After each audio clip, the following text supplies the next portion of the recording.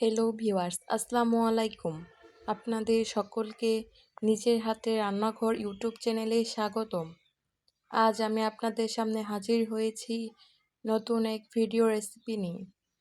আজ আমি আপনাদের সঙ্গে শেয়ার করব কিভাবে লাউ ভাজি করতে হয়, আর এর স্বাদ খুবই দুর্দান্ত হয়। আমি প্রথমে লাউগুলোর খোসা ছাড়িয়ে নিব। আপনারা দেখতে পাচ্ছেন আমি লাউগুলোর খোসা ছাড়িয়ে নিচ্ছি। একটা পাত্রের মধ্যে পানি অ্যাড করে তার মধ্যে লাউগুলোকে আমি একের পর এক খোসা ছাড়িয়ে রেখে দিব। এভাবে একের পর এক সবগুলোর যখন খোসা ছাড়ানো হয়ে যাবে, তখন আমি এগুলোকে সুন্দরভাবে ধুয়ে নিয়ে পলে নিব। এই তো দেখতে পাচ্ছেন আমি সবগুলোকে একের পর এক পলে নিচ্ছি।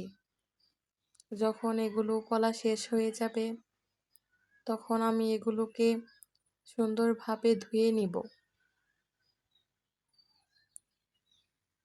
আপনারা চাইলে আলু পলার যে মেশিনগুলো আছে সেটা দিয়েও পলতে পারেন, তবে নিজের হাতে এভাবে পলে নিলে ভাজিগুলো খেতে দুর্দান্ত হয়। এই তো আমার লাউগুলোর পলে নেওয়া শেষ পর্যায়ে।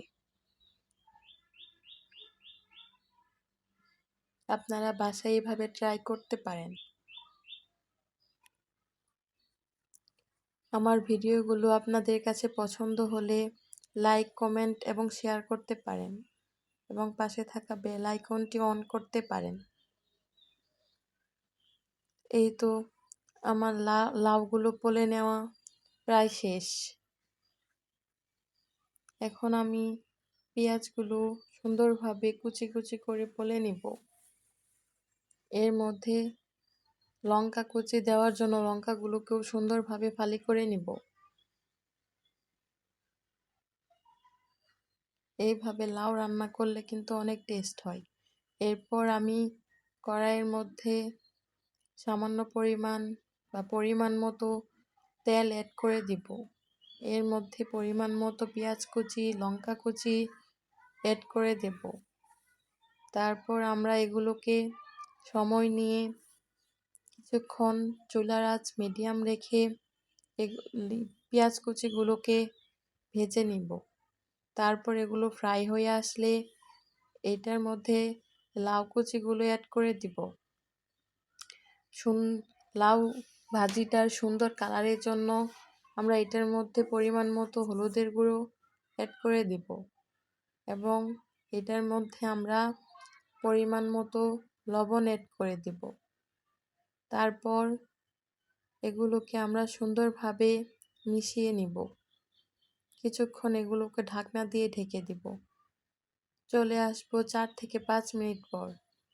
তারপর এগুলোকে সুন্দরভাবে আমরা নেড়ে চেড়ে ফ্রাই করতে থাকব। যতক্ষণ পর্যন্ত না এটি ভালোভাবে ফ্রাই হয়ে আসছে, আমরা ততক্ষণ পর্যন্ত এগুলোকে নেড়ে চেড়ে সুন্দরভাবে ফ্রাই করে নিব। এই তো আমার ভাজিগুলো সুন্দরভাবে ফ্রাই হয়ে এসেছে।